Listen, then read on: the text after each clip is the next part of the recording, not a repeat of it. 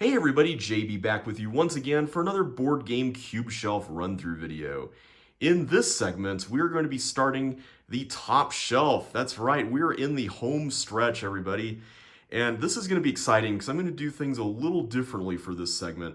I'm going to actually be showing the shelf at the very beginning, holding the tripod by hand like I'm doing now.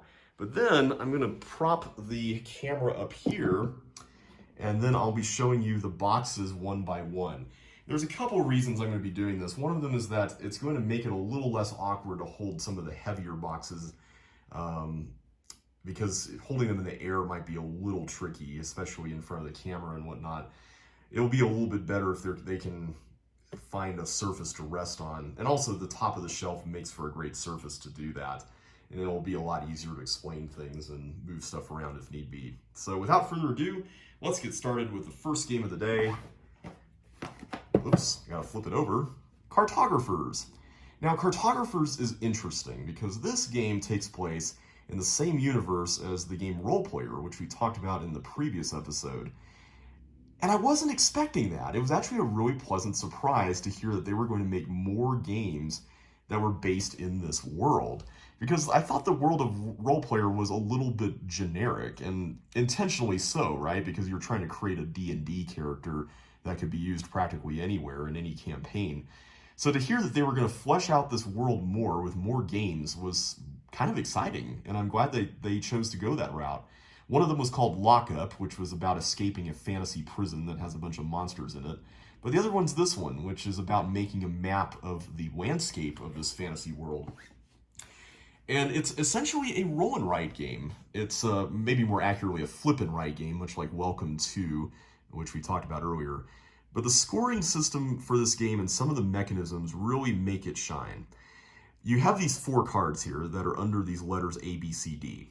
These are the scoring cards. There's different cards that pertain to different types of things you're going to be dealing with, like forests are under the A card, villages are under the B card, farmland and water, those are under the C, and then D has to do with how you lay out the terrain and how you place stuff in clumps or maybe next to each other. You can mix and match these cards however you want, and there's different cards of different types. So for example, there's 4 different forest cards, but the fact that there are different ones that you select one of each from, and then you mix them all up in a different order every time, gives this game immense replayability, which is amazing. The way you play the game is that you have 4 rounds, and each round you score one of those different, or a different pair of 2 of those scoring conditions. So for example, round 1 will have A and B, round 2 will have B and C, and so on and so forth.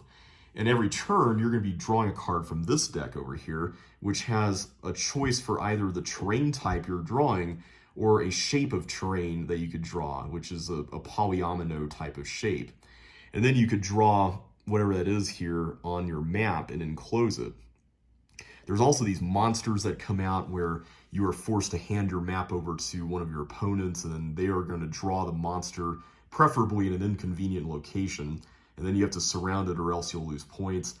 And you could gain coins by drawing certain shapes or maybe by surrounding mountains. There's just a lot of different things you could do in this game and a lot of ways to maximize your point total. It's a game that I come back to time and time and time again, and it somehow just never gets old. I recommend it for just about anybody. It's very accessible. It's very easy to learn. There's just something very satisfying about drawing this map too. I think part of it for me is just that nature of having like an artifact that you could take home with you after the game ends. Like you can hold on to this map that you drew and you felt proud of drawing. So that's Cartographers. Okay, the next game is one of my favorite worker placement games in recent memory, and that is Everdell. Everdell, I'm going to pan the camera down here a little bit so you can see it a little better. Everdell is a very interesting blend of both worker placement and card drafting / tableau building. It takes place in this very lush forest world with really cute critters, tiny buildings and structures, and all of the artwork on these cards is gorgeous. Andrew Bosley, the artist who did this game, is immensely talented, and I just can't give him enough credit for bringing this forest critter world to life. There's even components in this game that are just beyond what you would expect, like these berries that have a squishy kind of consistency, or this tree, which is completely unnecessary but holds the pieces in style. The premise of this game is really interesting. You have workers, like most worker placement games, that you place on spots that give you different things. But what I like about this one is that the placement feels dynamic. You don't feel like you are relegated to a rhythm that everyone has to follow, because you're not necessarily placing workers every turn. You're also building cards, or structures on the cards, I should say, or critters that you hire that are all on some of the other cards. And you put them in this tableau in front of you, which is going to be what a lot of your turns end up being. Or you can prepare for the next season by passing and gaining benefits like new workers.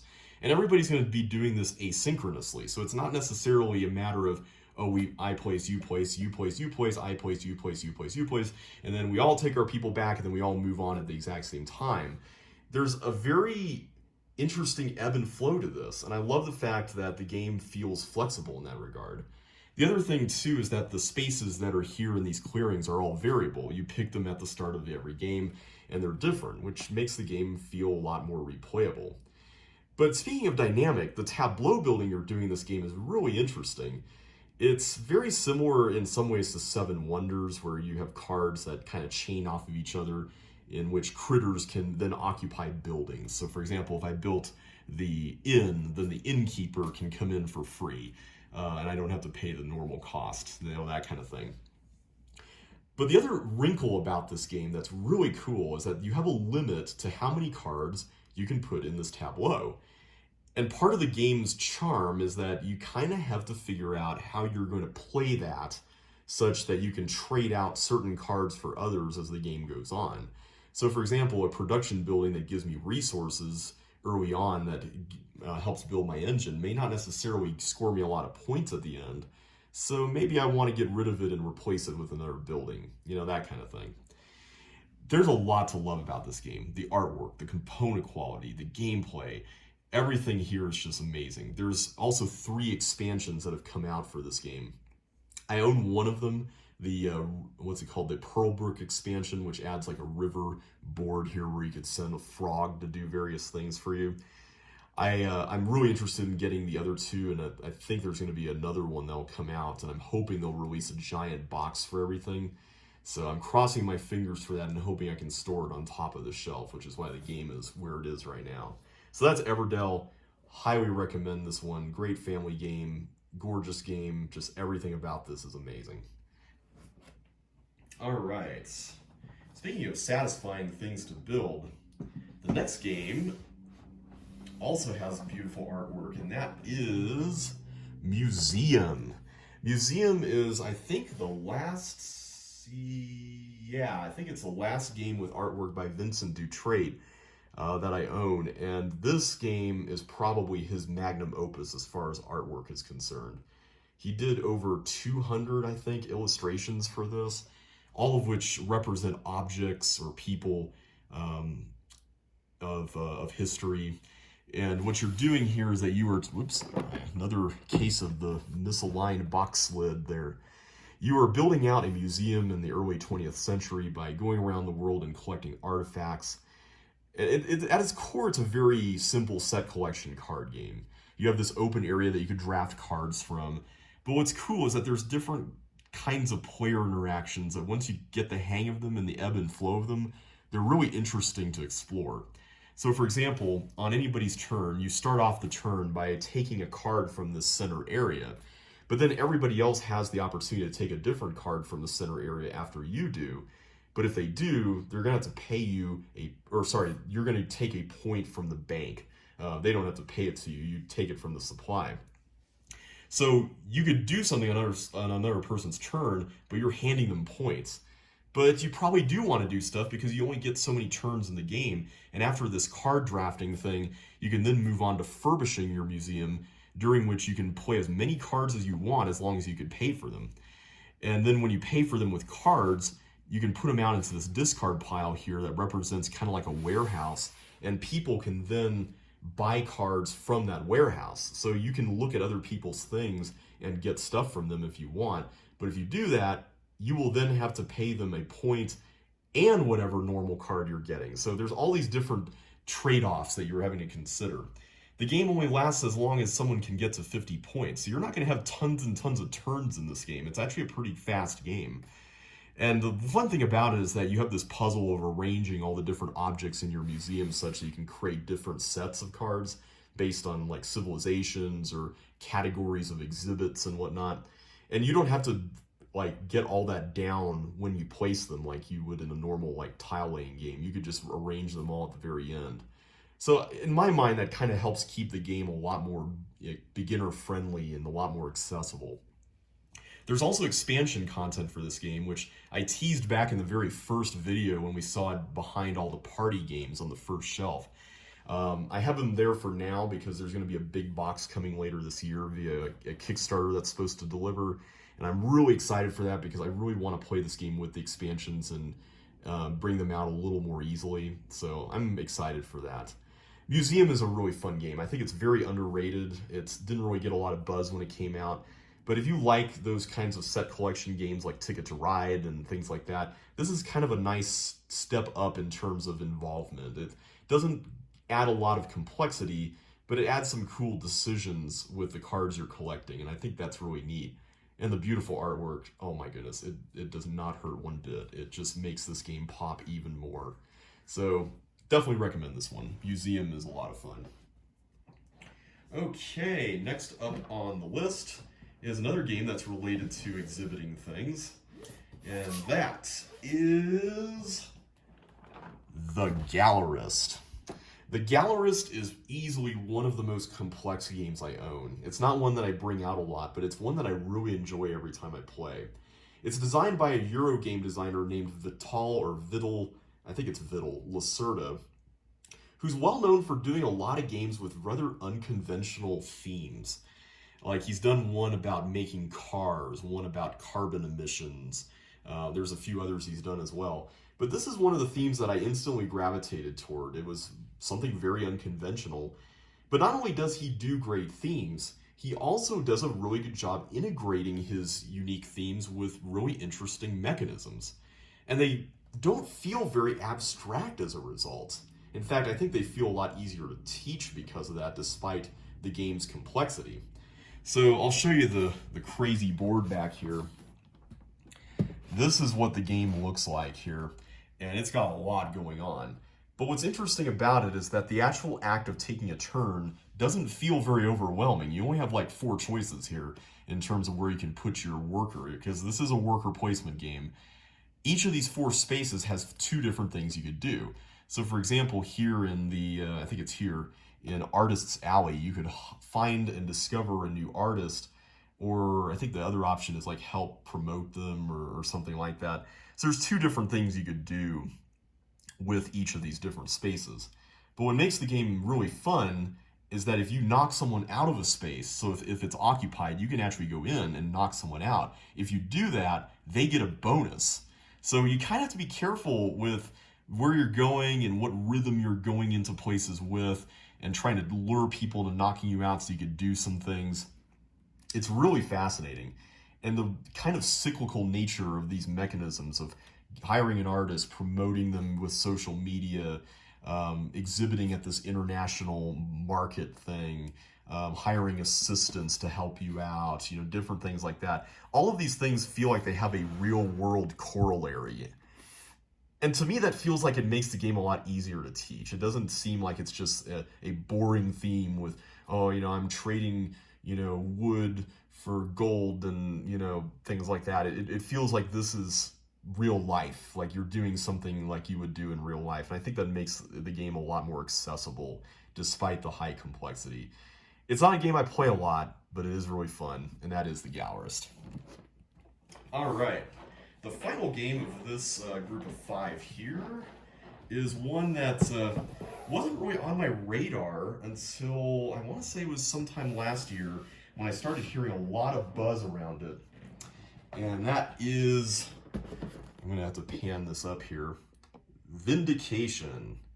Vindication. This is a very interesting sandbox-style game with some rather Euro engine building mechanics in it, which is kind of a bit of a, it may seem like an oxymoron because a lot of these sandbox games tend to have very heavy thematic flavor, very player interaction focused gameplay. Euro games don't tend to be very sandboxy. There's some exceptions, and we're starting to see more of them, but by and large, they don't tend to offer like tons and tons and tons of options. But this one kind of does. Not only does it offer options in terms of how you set the game up, but in terms of just how you forge your own path. You're playing a terrible person who just got thrown overboard their ship and washed up on an island. Now you have to make your own way in this island with a bunch of other people who somehow got thrown over their ships at the exact same time, apparently. And you're going to explore the island, find different locations, and then do things at them to help redeem yourself and write your own redemption story. Each of these locations you draw out of a bag. You explore by going along these different triangular spaces in between all the different hex spaces. Whenever you reach a triangle space, you can choose to activate one of the hex tiles there and do whatever it has. So for example, on a certain tile, you might gain a pet companion. So if you want to gain a little pet raptor or something like that, you can totally do that, and that will give you a special power for the rest of the game. You can help work on your own personal You can work on your own personal traits and develop even more abilities, or you might be able to engage a monster in battle and gain benefits and rewards from that. All the while, you're going to have private objectives you're trying to achieve and different sorts of goals you're going for. But what really makes this game interesting, not only is the different kinds of buildings you could seed the bag with that give the game a lot of replayability, but also this end game trigger thing where every time you pass a threshold in points, you're going to add a new game end trigger to the game. So the more of these you add, the more likely the game will be to end, and it could just end next turn, depending on what you draw. So it doesn't feel very static. Much like I said about Everdell, it feels dynamic, it feels fresh. I must admit that the core mechanism is a bit abstract. You have all these different types of currency. They're called attributes, where you invest your own cube color into there. So the primary colors, red, blue, and yellow, are the three main ones that are easiest to get into, but then you could combine like a blue and yellow to make a green, for example. And they all have different names, like strength and wisdom and vision and intelligence and stuff like that. You could think of them as just, colors, like you're pushing cubes around like you would say in most Euro games. But the presentation and the storytelling potential of a game like this practically begs you not to do that, and I love that. I love the fact that this gives you just that sense of openness, that sense of opportunity that a lot of Euro games just don't offer. So if you want to just upgrade your mount for moving around such that you can ride around on Mothra by the end of the game, then by all means do it. You'll get points for doing that. If you want to build up a menagerie of pets, then by all means do that. If you want to go and fight a bunch of monsters, you could do that. I mean, there's just all these options, and it doesn't feel like you're wasting time with most of the things you do. You feel like you're writing a story about yourself, and I think that's ultimately what I love about this game. It's just a lot of fun. I haven't even mentioned anything about the presentation, but the presentation is just gorgeous. The graphic design is fantastic. The board itself is a hexagonal board, which is pretty cool. Upon first blush, this might look like Catan, but there's a lot of things going on beneath the surface here, and it's just amazing. Can't say enough good things about this one. That's Vindication. All right, that is it for this video. So next time, I'm going to be only going over 2 games. I do have quite a bit to say about these 2, though, so hopefully it will be justified as its own video. But we'll get to that on Friday. So until then, guys, thanks so much for watching. I hope you enjoyed yourselves today. If you did, be sure to hit that like button, comment, and subscribe if you haven't already. And I will see you on the next one. So take care, and I will catch you then.